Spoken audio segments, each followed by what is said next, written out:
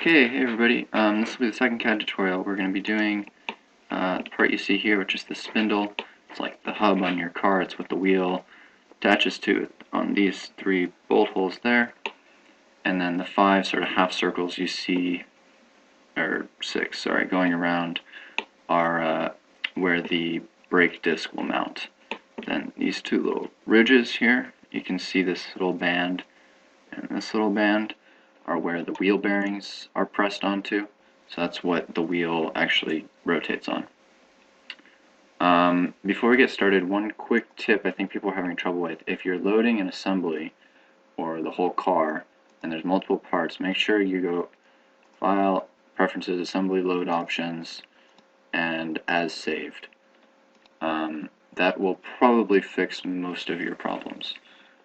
As well, if you're opening a part, make sure you open it NX and open the part from NX with this open menu.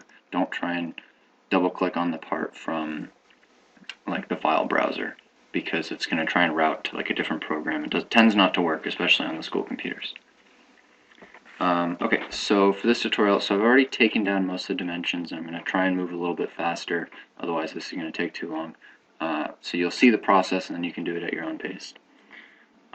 So we're going to revolve the main shape of the hub, the spindle first. So we'll make a sketch on the YZ plane. Okay. And we're just going to give the main features, and then we'll go back and give it all dimensions.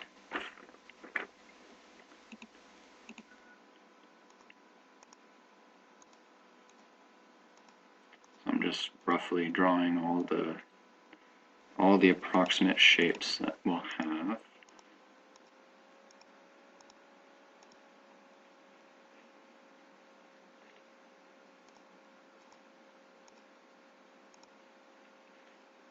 So remember that I zoom with the scroll wheel, and I rotate by depressing the scroll wheel, and so I can move one way, or move the part around by scrolling in or out in a different area. So we'll trim off the little excess here, and then we'll start dimensioning.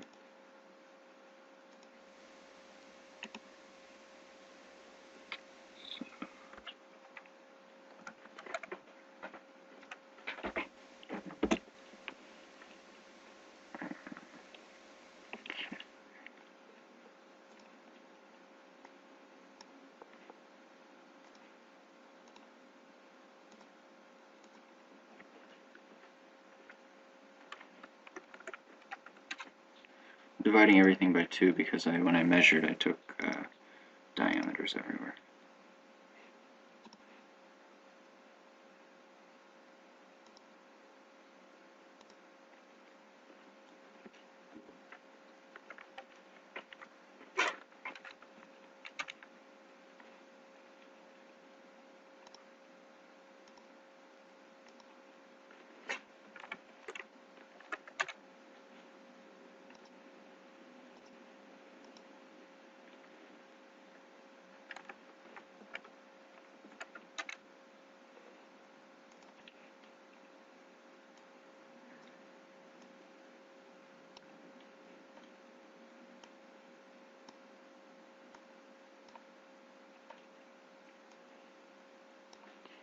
As you can see, I drew very roughly the shape, but as we give it dimensions, you'll see it come together.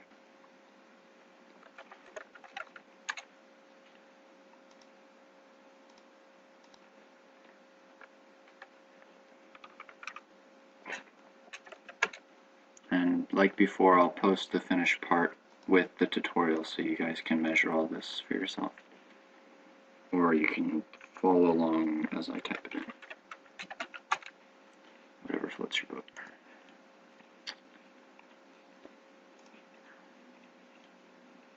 Okay, so now we'll give the axial dimensions. We'll go from one reference point, which is going to be the y-axis.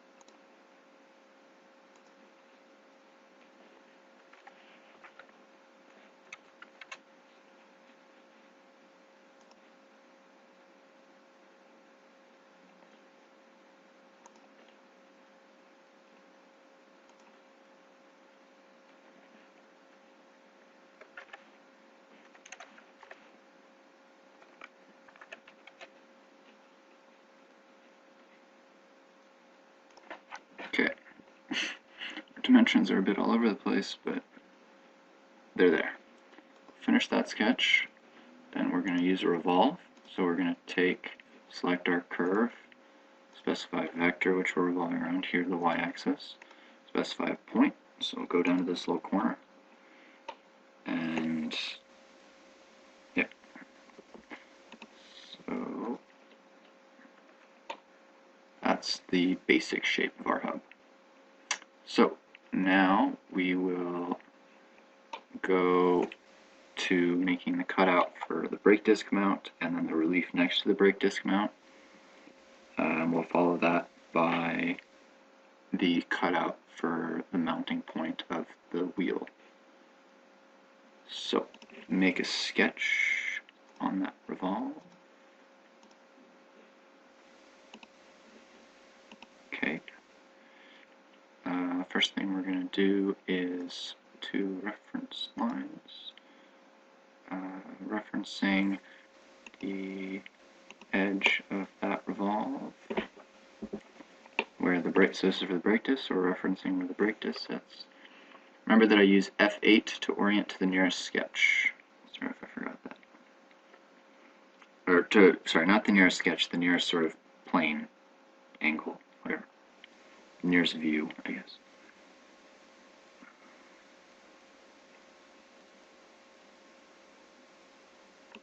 Okay, and then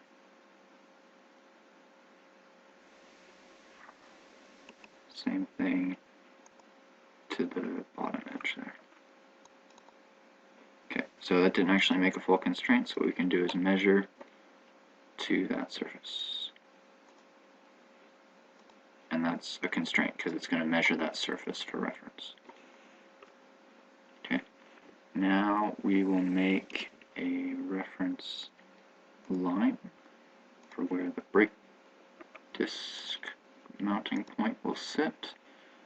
We'll make an angular dimension as it's 30 degrees offset. It's trying to measure the inner angle. I prefer that we measure it's trying to measure the outer angle. There we go. 30 degrees. Perfect. It knew what I wanted already. Okay, so now we'll make the mounting point for the brake.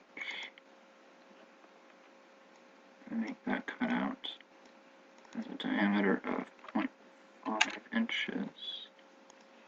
And we're going to make that sit on the reference point.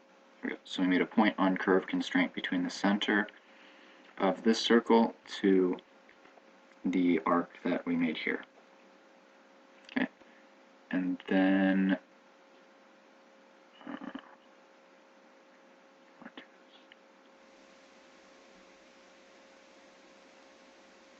make that a reference so that we can use it later on for that location. Then now we'll make the, actually while we're at it, this should be a reference as well. Okay, then we'll make the relief next to the brake disc. So that was just a curve with a radius, and the same thing on the other side.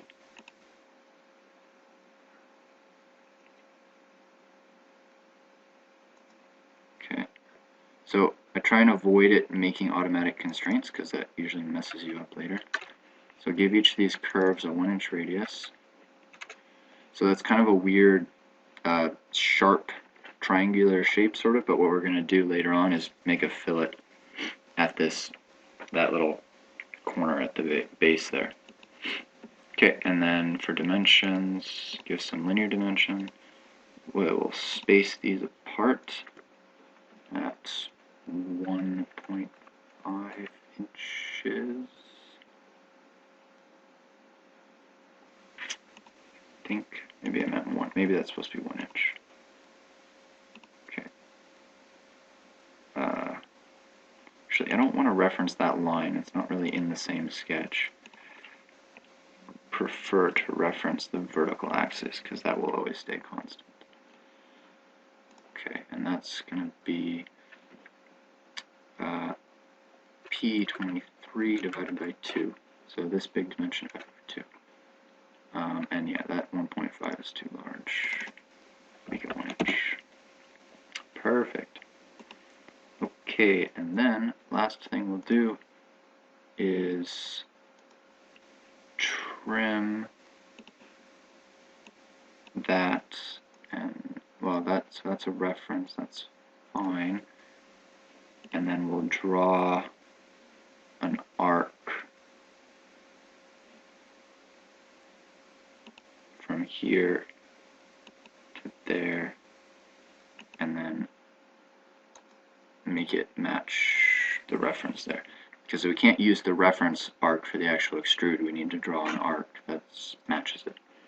Okay, so now we have a little cutout and we have a relief next to it. Excellent.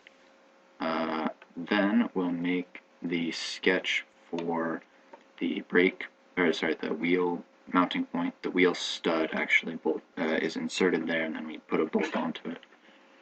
It's kind of hard to see without the car.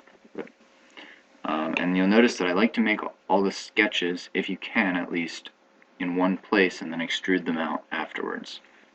It simplifies, in the end, your part, and it makes it easier to make changes at a later date.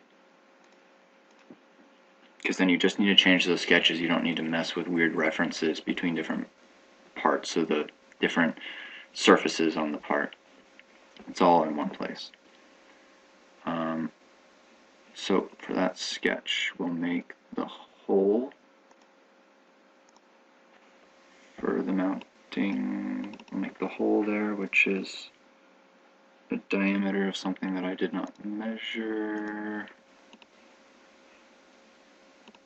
I think the number of times I've done this by now, I remember to measure stuff. 0.41 inches.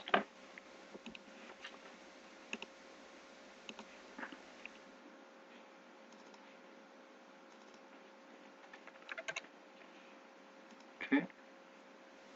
That distance did measure 1.9. Okay. Now we're going to do something a little tricky here. We're going to make the relief. So we will make a sketch like we did before. And so we'll make two reference curves.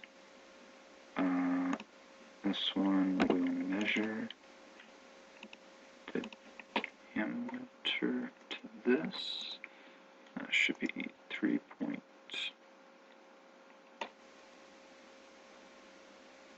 That should be 3.08, not 3.02.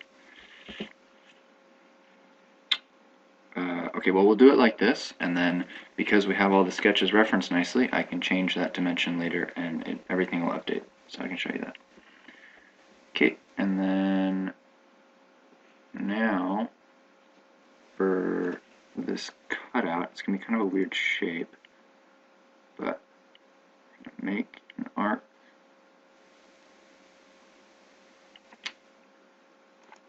that's tangent to that arc.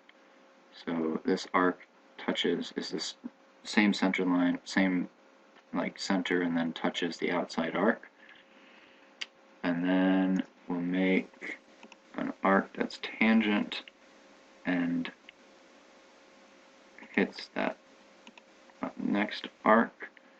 And we'll give a linear dimension between here and the center point of 0.75 inches.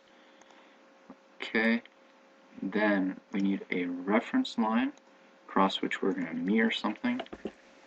So that's reference. We'll give an angular dimension. Here,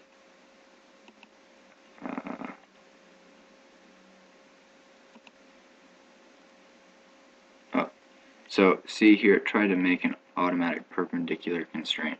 So I'm just right-clicking and delete that perpendicular constraint. So often NX will do this. It's both helpful and annoying because sometimes it's helps you make your part, you know, quickly, but at the same time it's annoying because it'll snap to a position that, and then you try and change it and it won't let you change it because it's already constrained. So if something says over constrained, look for like extra constraints that you didn't make yourself that sort of just popped up. Okay, so now, the reason we're doing this is because if we extrude like just that little triangular shape like this, it's actually just going to cut that triangle out of this far, like the last part of the revolve there. And what we actually want to do is cut out this circle and then cut out a big window next to it that is the relief, which it'll make sense in a second. So we're going to mirror the curve. First we have to, to trim that. First we'll have to mirror that. First we'll have to trim the extra. Okay, that should be fine, I think. I'm going to mirror a curve. So select that curve. Since they are continuous and tangent at this point, it selects both of them. Select a center line, and it'll mirror it over to the other side. Okay, and it should have made the same like point constraints as before on the mirrored side. So then we should be able to trim to there, and trim leaving just that in the center.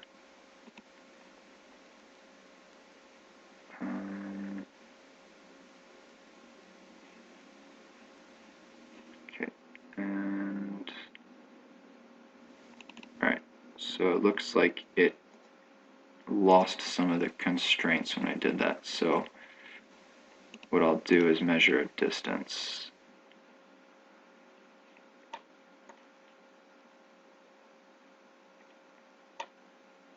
You can measure, or probably actually just remake that constraint.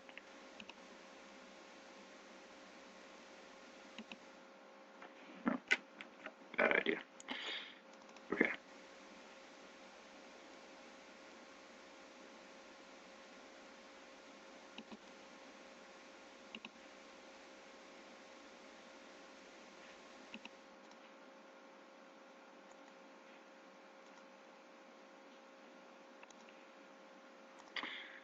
Okay. I don't know why it's...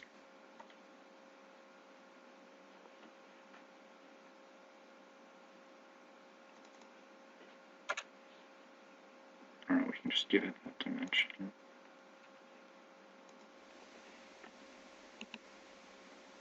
And this dimension, we want from that end point to the z-axis, which is 0.75.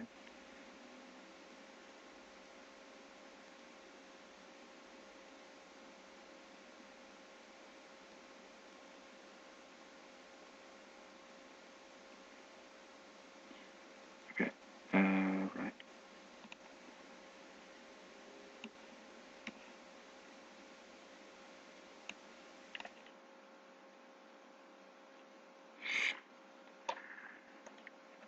Okay, I'm not sure why this is not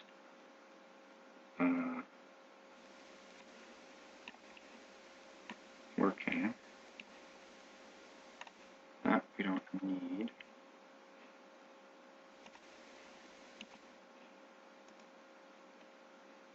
I don't know why it needs that dimension.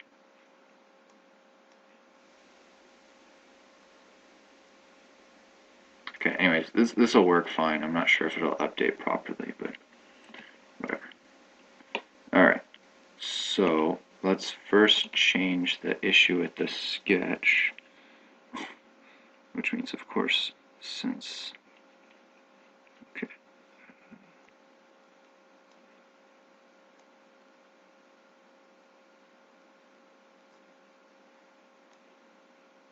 Since my sketch lines are so out of place, I don't know what's referencing what. We'll get there.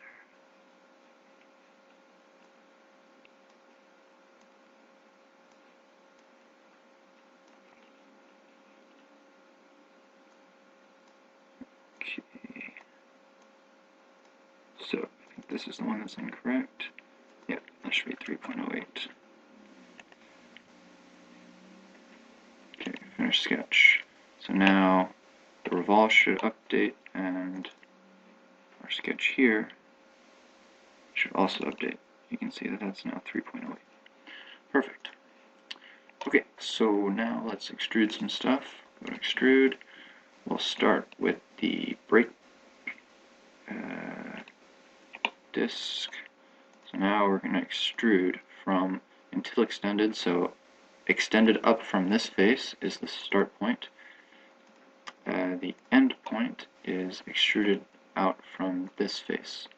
So go from there to there. The reason we did that is so it'll cut through a fillet that we're going to put on the edge here later.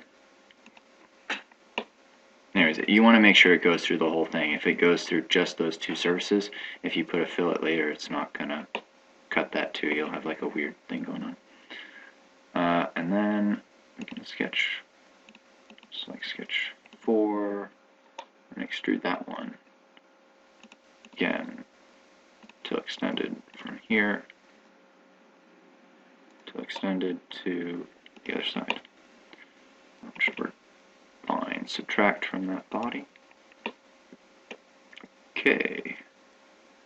And if we pattern that around, we should get the part we want.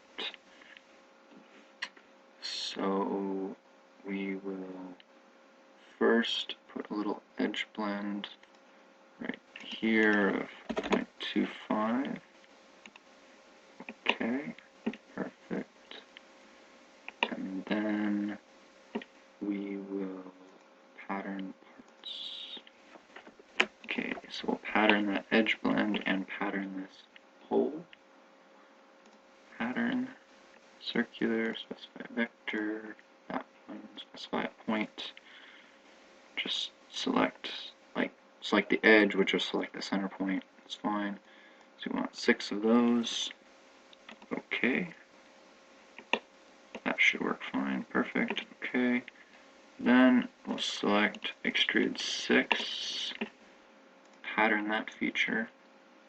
Circular, specify vector. What do I want? 3 of those. Specify a point. Select the edge. Okay. Wow, look at that. Perfect. Alright. So, that's most of it. Now we gotta do this inside, hollow it out. I'm just gonna hide some of the sketches so I can see what I'm doing. Okay. Now, just really quickly, I want to explain a difference in how you can do CAD here.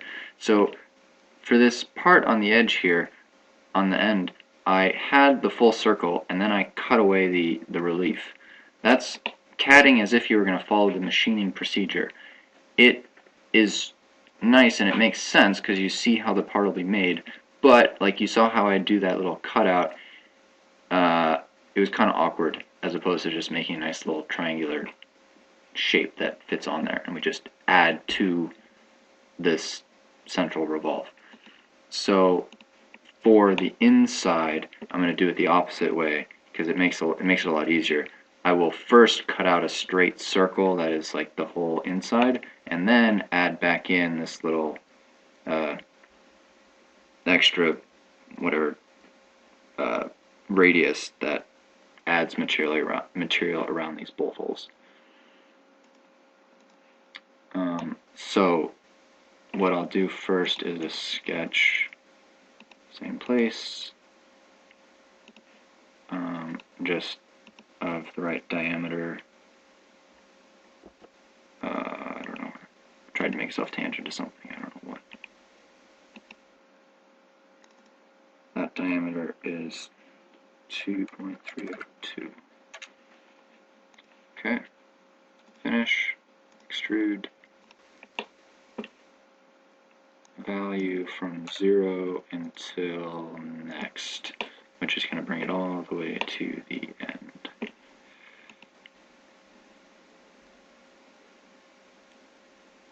Subtract from here. Yeah. Should work. That worked. Okay. And then we'll simply add back on the little piece here. Okay, so make sketch, make a little circle. That's going to be the bolt hole, and then around it is, so here the bolt hole is reference. Actually, I don't even really need that. Just give a dimension. Here is 1.2. This diameter is 0.553. Okay, and then what we'll do is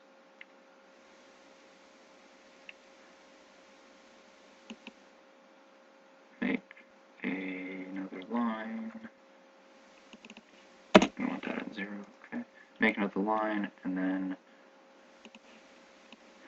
trim off the excess. So that's what we'll be adding in. So I'll finish that sketch. Extrude that sketch at a distance of 1.32 inches. We'll be uniting with that body. I think it's trying to extrude out. Other way. There we go. Now we've added that in, and then the last thing we'll do is sketch on this plane right there. So it already centered itself around the hole we just made, and whatever that is, 0.213. So what it did is it like saw this sketch and it automatically snapped to the center of that line. So that's fine. That's one of those, like, it snaps to automatically and it works nicely and it's great. And then we will make a little hole here. And here we're subtracting from that body. And we gotta flip it around again because why not? Alright, so there's a little hole there. So hide that, and we'll select extrude this one, and extrude that one, and we'll pattern that around. Circular on the y-axis, specify point, center, 3 of those. Perfect. Okay, so that's the part pretty much done. And now we can add in, actually, you know, there's one little hole there that I forgot. This guy. Measure that real quick. Measure the diameter, 0.625.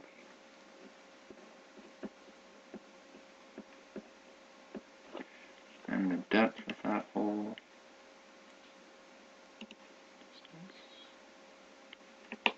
Here to there, 0.2.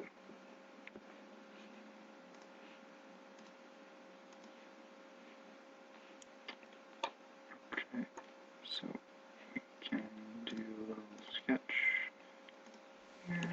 Okay, and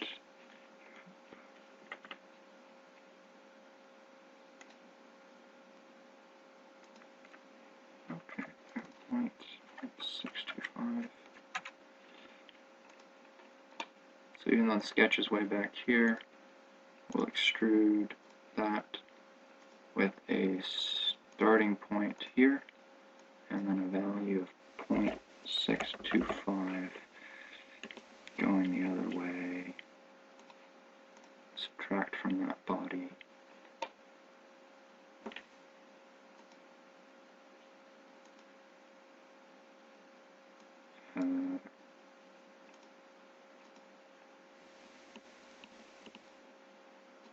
Okay, until extended. Start there.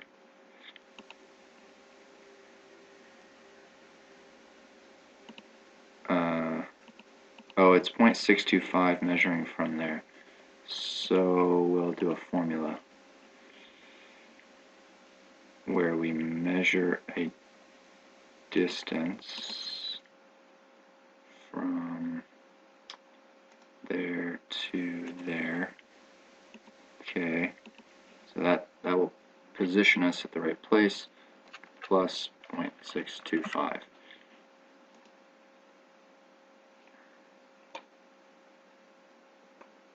No, not 0.625, 0.2, sorry. That's not right. There we go. Okay, this is one of those times that maybe would have made more sense to put the sketch directly on that surface, but whatever. Alright, and then we'll pattern that feature.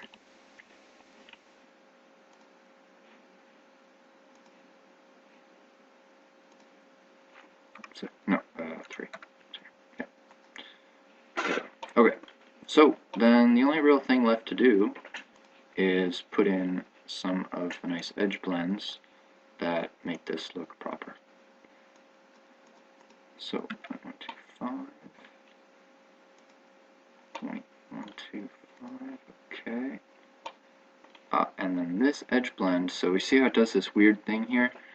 That's because we put the edge blend after making this cut. So that's extrude 5. So if what we do is bring the edge blend before extrude 5, which it should let me do, then it makes more sense, because we would make the edge blend before we cut that out, and then we'd cut through that blend.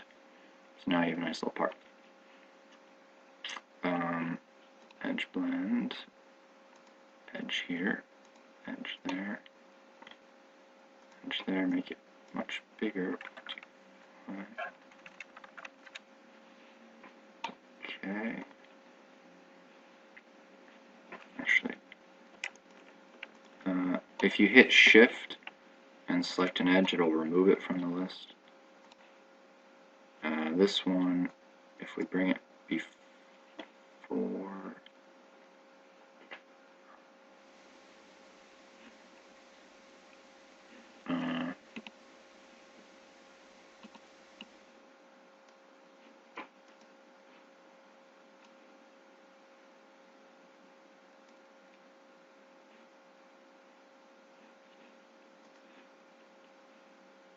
yeah, no.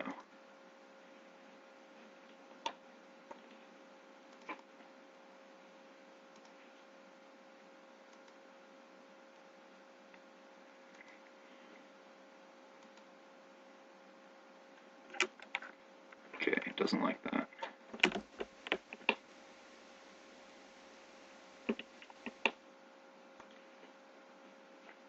What doesn't it like?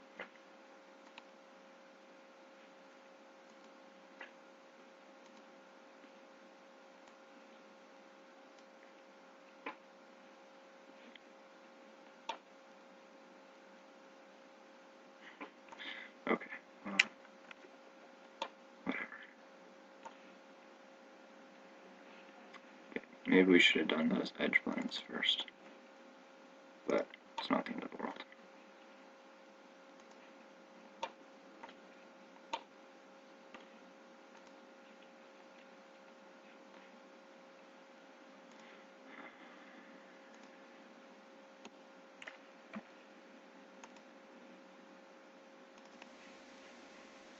Sometimes you realize something didn't work very well, and you have to go back and redo it, or change the order of sketches, but that's not going to be particularly useful for the purpose of this tutorial to go back and mess with it a bunch. So, I'm just going to put in a couple.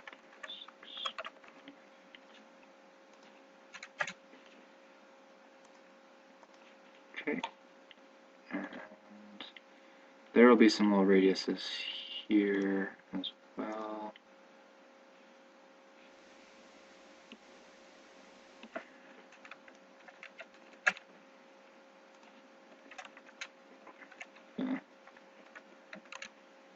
It's a little bit arbitrary. This one will have a radius.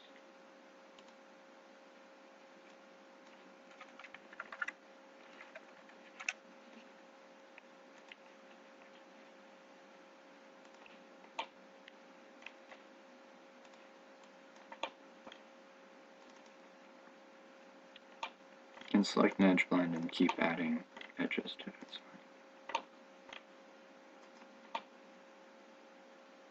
fine. Okay. And So what we'll do is we'll go in here. That's a bit too big.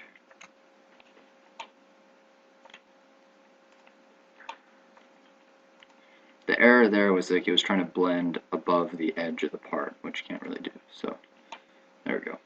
Nice little blend there. So there you go. That's pretty much the part done. And so yeah, so like always, if you have any trouble with this, just come let me know. This part's, you know, fairly complex. It's one of the more feature-heavy parts, I guess, on the car, so it'll be a good exercise for people. Like you can see, like there's a couple little mistakes here where really we should make the blend before we do the extrudes and stuff, because it gets weird little stuff, but I'm not going to go back and change everything right now. Yeah, so then next time what we'll try and do is an assembly tutorial where we mate the brake disc to the spindle that we made. So yeah, thanks for listening.